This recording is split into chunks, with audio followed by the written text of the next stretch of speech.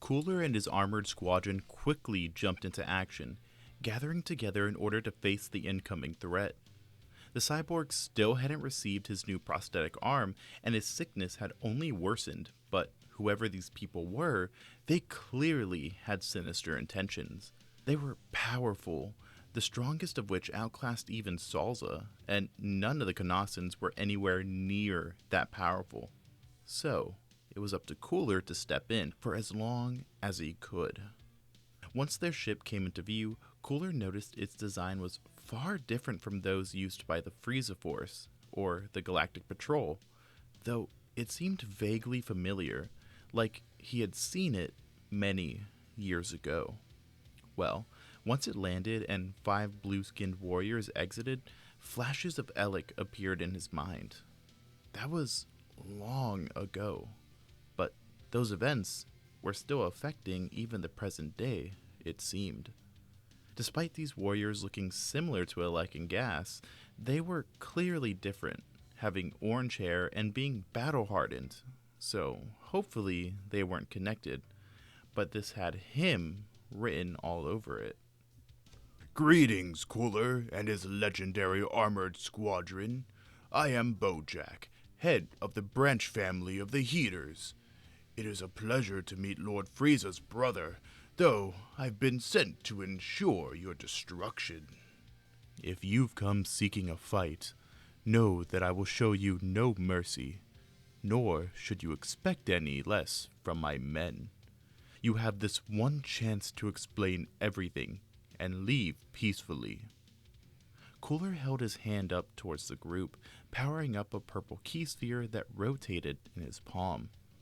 No mercy? I'd expect nothing less from the former prince of the universe. Now, show me just how powerful you are.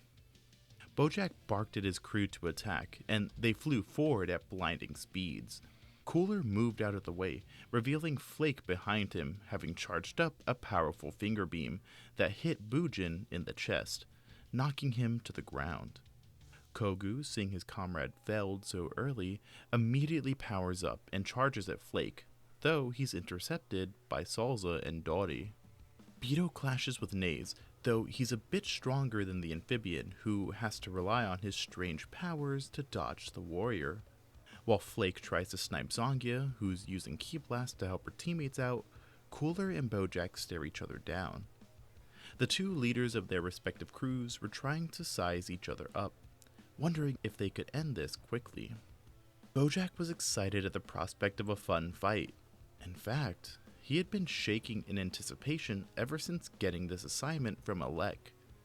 If he could defeat Cooler, they'd be one step closer to being on Frieza's level and proving their worth to the main family. On the other hand, Cooler was trying to focus on ways to defeat the warrior in front of him. He could sense that Bojack had another form, meaning he could get even stronger, possibly being more powerful than himself, meaning he had to end this in one strike. The Iceling found it hard to stand, let alone focus on this battle, but he prepared for his finishing move. Cooler fired several death beams straight at his opponent, rushing in just as they were deflected while charging up a rotating death ball. Bojack tried to guard his chest, but the sphere collided with him, sending the pirate flying right back into his own ship. A large explosion went off, causing the two crews to stop their fighting and look back. Cooler was panting, that attack having taken a lot out of him. As he watched the ship go up in flames, hoping this was all over, he suddenly sensed Bojack's powers spike, before the pirate appeared next to him and kicked the cyborg across the town. Haha, that was pretty good. I think you might have broken a few ribs, but you won't catch me lacking anymore. Get ready, boy. Bojack charged in and began pummeling Cooler, who was having a hard time keeping up with his sluggish body and one arm. The cyborg attempted to land a punch, but when Bojack caught his hand and began to ragdoll him around, Cooler had no answer.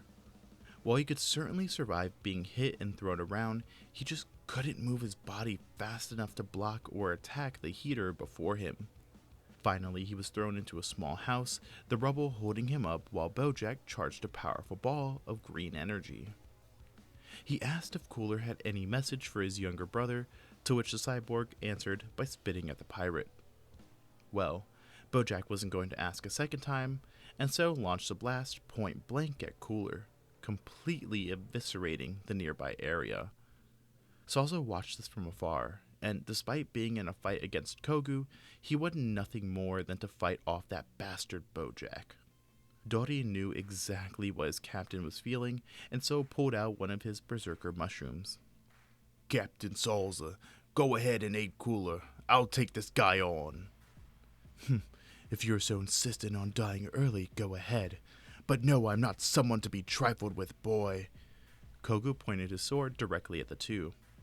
Neither am I. I'll show you exactly what the armored squadron is made of. Dori pushed Salsa to the side before scarfing the mushroom down, his power skyrocketing as his mind went blank.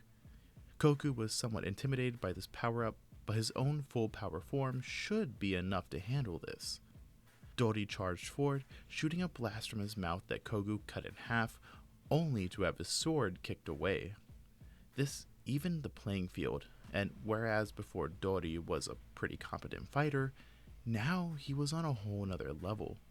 The fighter before Kogu was animalistic, but his reflexes and reactions were impeccable, as if his body moved on pure instinct. The Heater was finding it nigh impossible to land a hit, and whenever he did, it seemed to do little to no damage. Meanwhile, the Green Berserker's hits seemed to get more and more devastating as time went on. Naze, on the other hand, was having no such luck in his battle.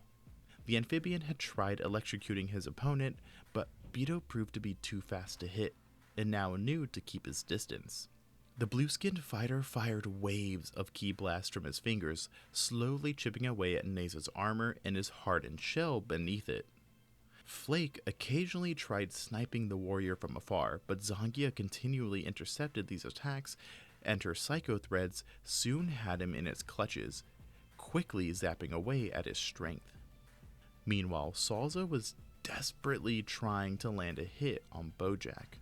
He thought if he could just land one hit, one slice with his keyblade, he could deal with this monster. However, Salsa proved to be utterly useless against Bojack, who easily dodged every attack. Finally, as the captain overextended himself, the Heater grabbed and held onto him in a giant bear hug. Bojack laughed maniacally as he squeezed Salsa closer and closer to him, loud cracking and popping coming from the captain's bones. Dori heard this and tried to rush in, but Zangia and a barely alive Bujin used psycho threads to hold him back.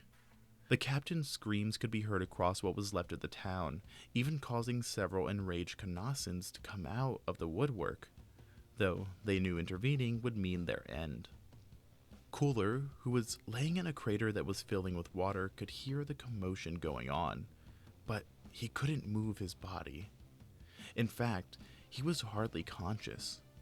The cyborg's organic body was at its limit, and the mechanical parts were all sparking and damaged from Bojack's attack. The cool water that flowed beneath the planet's crust felt good, slightly easing the fever Cooler had, making him comfortable enough to possibly even rest. That is, if he couldn't hear the screams of his captain. The idea of giving up had crossed his mind. It was possible that if he surrendered, his men would live. But he knew this Bojack fellow would never go for something like that, doubly so if he was torturing Salsa like that. The cyborg thought it was possible to defeat the pirate, as he had bruised and injured Bojack enough to use his full power state, meaning if Cooler used his most powerful attack, the supernova, it'd have a chance of killing him. As Salsa's screams intensified, Cooler utilized what little power he had left to hover above the ground. He had to conserve his ki, so instead of flying, he used telekinesis to float, and even lift up his own arm. Just as Salsa went quiet, having finally been knocked out from such excruciating pain, Bojack threw him into a nearby building, only to then notice just how bright Planet Kanassa's sun was. When looking behind himself, he noticed Cooler standing there with a supernova held high above his head. Don't say I never gave you a chance. Cooler threw the supernova right at Bojack, who tried to catch it but failed. The giant ball of energy exploded on contact, blowing every fighter back and dealing serious damage to the Heater.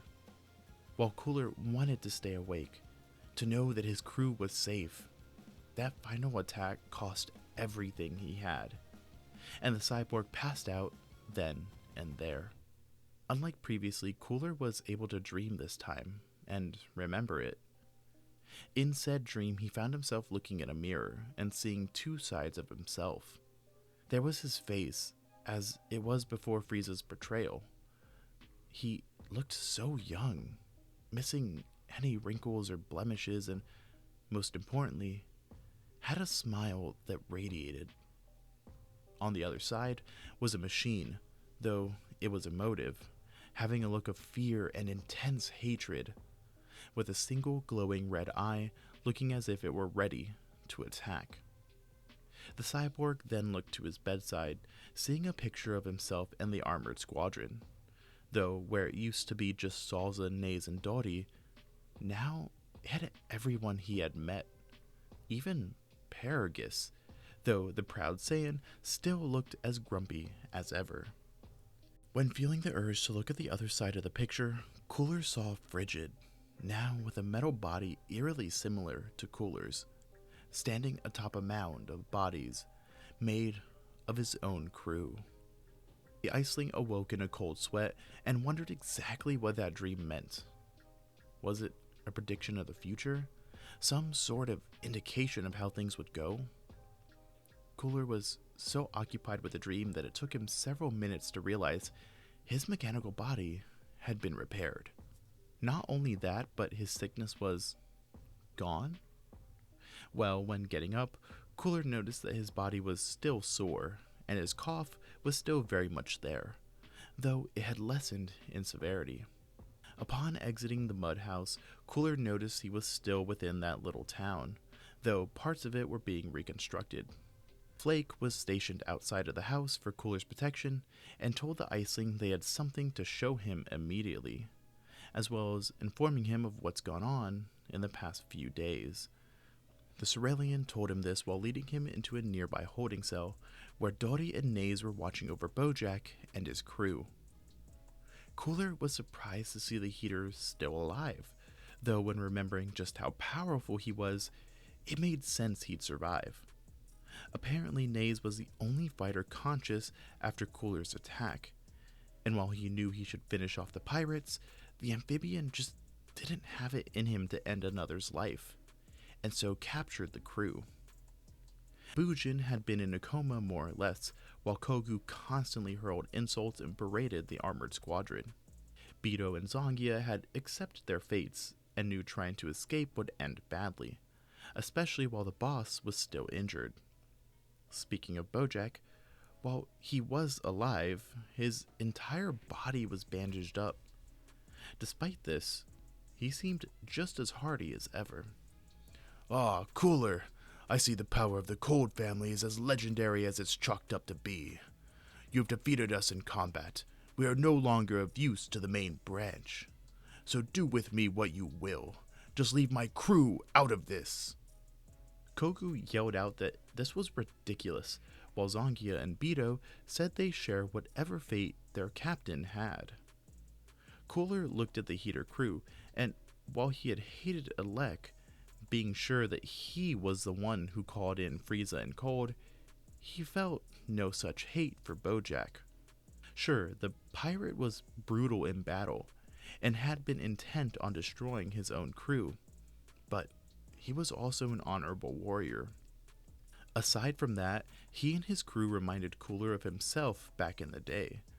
But still, letting them live could be dangerous, much like how he had allowed Alec to live back then, something that resulted in both the Saiyans and his own planet being destroyed.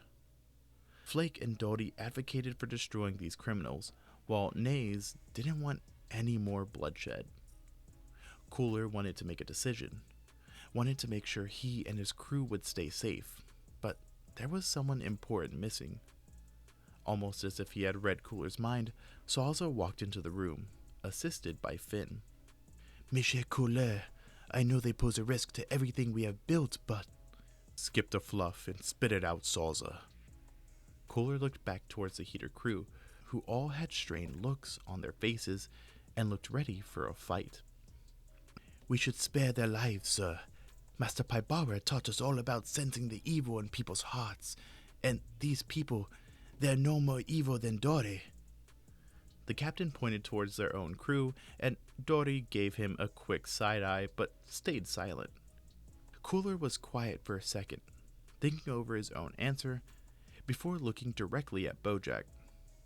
If I were to spare your lives, how would you feel about helping out my little rebellion? Rebellion? You're helping Frieza from the shadows, aren't you?